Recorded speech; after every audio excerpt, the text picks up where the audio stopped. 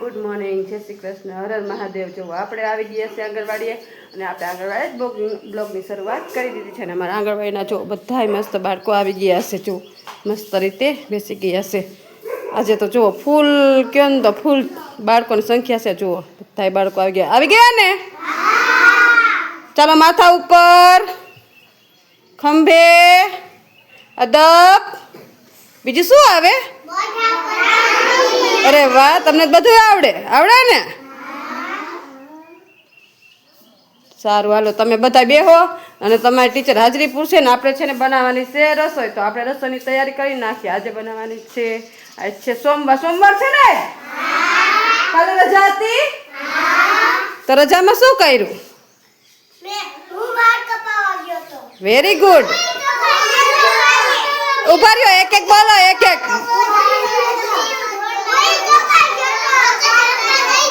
જમવા ગઈ હતી, વેરી ગુડ। તું વાડીએ ગયો તો, પછી તું વાડીએ ગયો તો, તું વાડીએ ગઈ હતી, સરસ। એ ઉભા રહ્યો, તો વાડીમાં તમે શું શું જોયું? ચાલો માહીબેન, વાડીએ ગયા હતા તો વાડીમાં શું શું ઉગ્યું તું? તમને જોયું તું ને? શું શું છે તમારા વાડીમાં? શું વાવ્યું છે? હા, બીજું ઋતમ તું વાડીએ ગયો તો વાડીમાં શું શું જોયું? હે, લસણ વાવ્યું? અરે વાહ, તારા પપ્પા લસણ વાવે? વાહ, બીજું? ઘઉં વાવ્યા? ઘઉં જોયા હતા કેવી રીતે ઉગે એ બધું જોયું ને? હાલો, બીજું કોણ વાડીએ ગયું તું? તું ઢોરમાં? તારા પપ્પા ઢોર ચરવા જાય ને? ઠીક, સારું। તું? તમે લસણ વાવ્યું છે?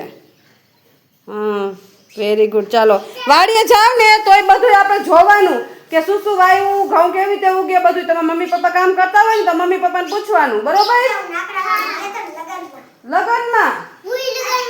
ચાલો તો હવે ચાલો બસ આમ જોવા, બસ અને આમ જોવા। હવે આજે આપણે ભણવાનું છે ને, ચાલો તો હવે કાલનું બધું વયું ગયું રવિવારની રજામાં, આજે આપણે ભણવાનું ને?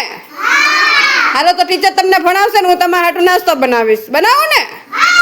સુખડી ખાવી? તો ચાલો તમારું સુખડી બનાવી નાખું।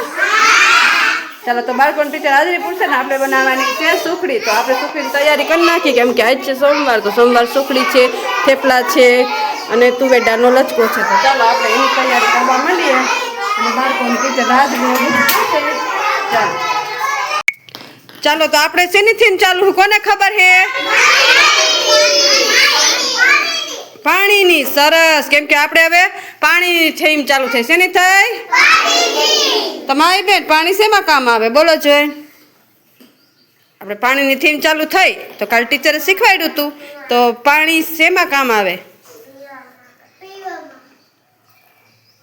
બીજું આપણે શેમાં ઉપયોગ લઈ પાણીનો? ઉપયોગ શું લઈ? પાણી એક પીવા માટે, બીજું?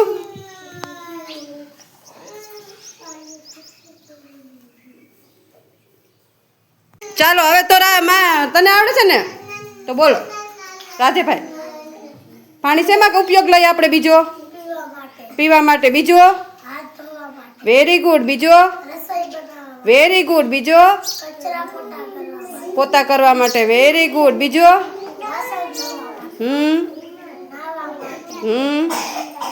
બીજું?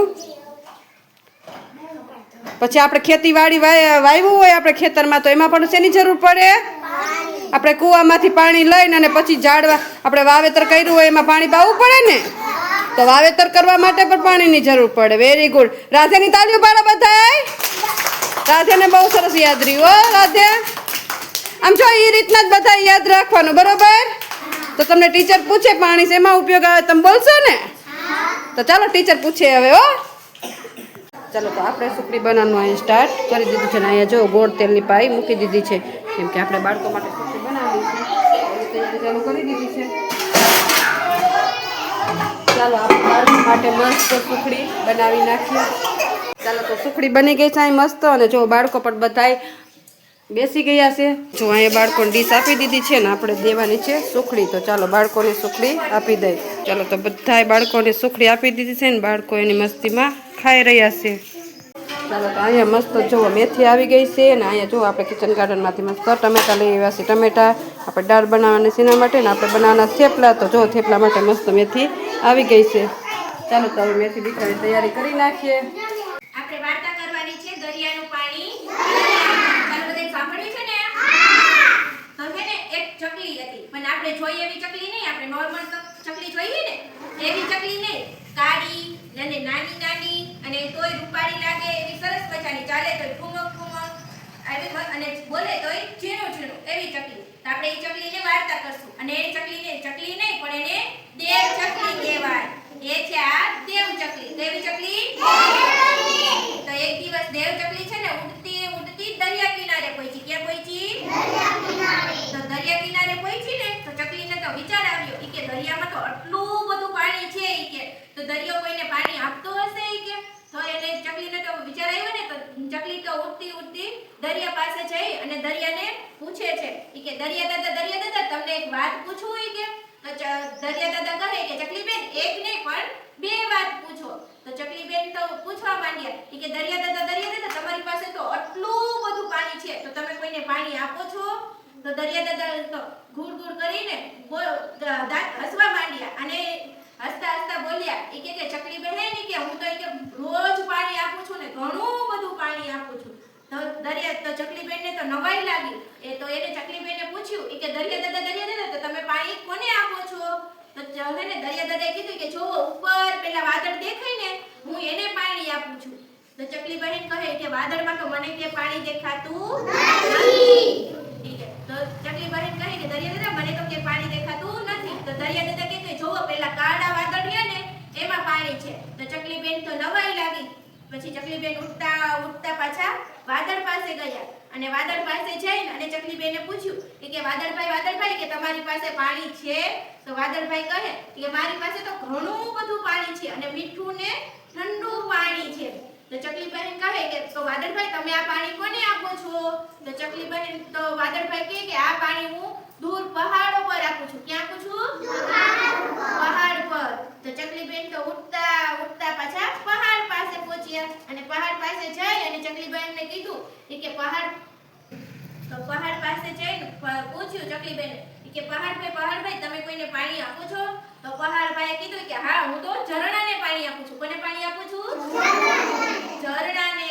તો ઝરણાએ તો ચકલી બેન ઉડતા ઉડતા પાછા ઝરણા પાસે પહોંચ્યા. ક્યાં પહોંચ્યા? તો ઝરણા પાસે પહોંચી અને ચકલી બેને કીધું કે ઝરણાભાઈ તમે કોઈને પાણી આપો છો? તો ઝરણાએ કીધું હા હું પાણી નદી માતાને આપું છું. કોને આપું છું? તો ચકલી બેન ઉડતા ઉડતા પાછા નદી પાસે પહોંચ્યા. ક્યાં પહોંચ્યા? અને નદી પાસે જઈ અને એને કીધું કે નદી માતા તમે કોઈને પાણી આપો છો? તો નદી માતાએ કીધું હા હું પાણી દરિયાને આપું છું. કેને આપું છું? તો ચકલી બેનને તો બહુ નવાઈ લાગી અને ચકલી બેન એના મીઠા અને ઝીણા અવાજમાં ગાવા લાગી દરિયામાંથી વાદળમાં વાદળમાંથી પહાડ પર પહાડમાંથી ઝરણામાં ઝરણામાંથી નદીમાં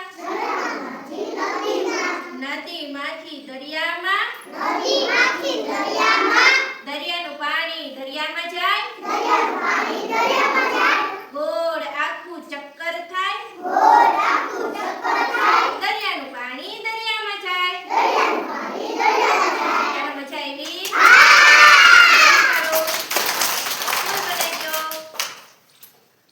ચાલો તો બાળકોને નાસ્તો દેવાનો ટાઈમ થઈ ગયો છે ને અહીંયા મસ્ત જો આપણે દાળ બનાવીને રેડી રાખી છે ને અહીંયા મસ્ત જો આપણે થેપલા બનાવીને રેડી રાખ્યા છે.